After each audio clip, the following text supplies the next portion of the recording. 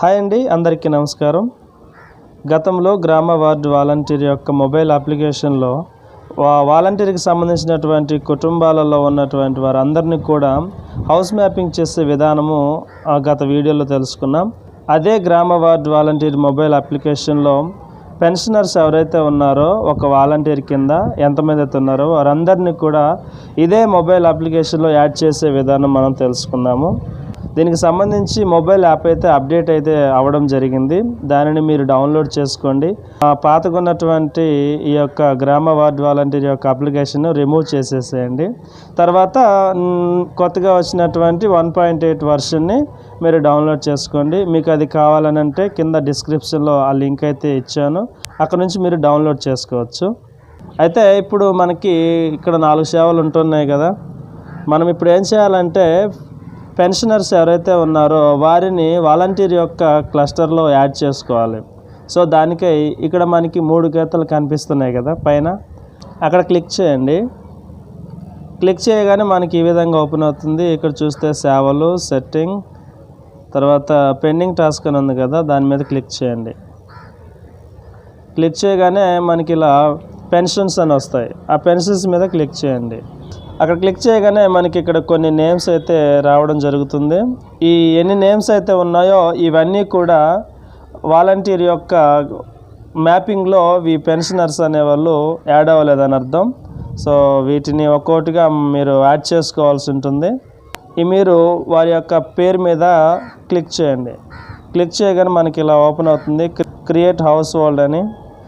జత చేయనున్న పెన్షన్ లబ్ధిదారుడు శాశ్వతంగా నా వద్దనే పెన్షన్ తీసుకున్నటకు పెన్షన్ లబ్ధిదారుడు అంగీకరిస్తున్నాడు అని కింద చూస్తే దానికి నేను అంగీకారంతో సమర్పిస్తున్నాననేటటువంటి టిక్ మార్క్ని సెలెక్ట్ చేయండి. చేసిన తర్వాత క్రియేట్ హౌస్ హోల్డ్ అని ఉంటుంది కదా, దాన్ని ప్రెస్ చేయండి. ప్రెస్ చేయగానే మనకి ఈ విధంగా ఓపెన్ అవుతుంది. ఇక్కడ వాలంటీర్ కింద ఎవరైతే పెన్షనర్స్ ఉంటారో వారిని మనము జోడించాలి. అక్కడ కుటుంబాన్ని జోడించండి అనే దగ్గర ప్రెస్ చేయండి. ప్రెస్ చేయగానే కుటుంబ సభ్యుని జోడించండి అని కనిపిస్తుంది కదా.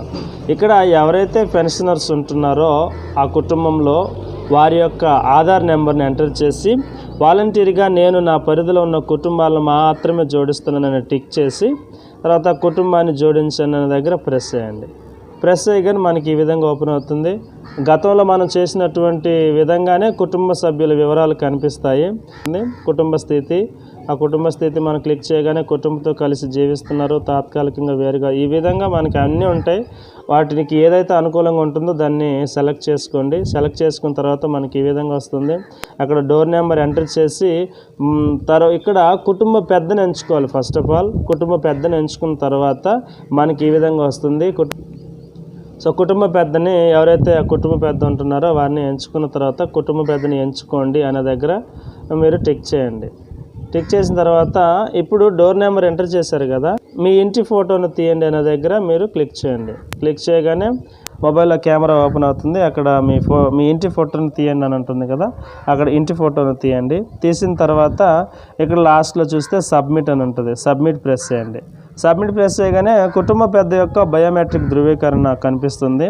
అక్కడ కుటుంబ పెద్ద యొక్క బయోమెట్రిక్ ధృవీకరణ మీద క్లిక్ చేసి ఎవరైతే ఆ కుటుంబ పెద్ద ఉంటాడో ఆయన యొక్క బయోమెట్రిక్ అనేది మనం తీసుకోవాల్సి ఉంటుంది.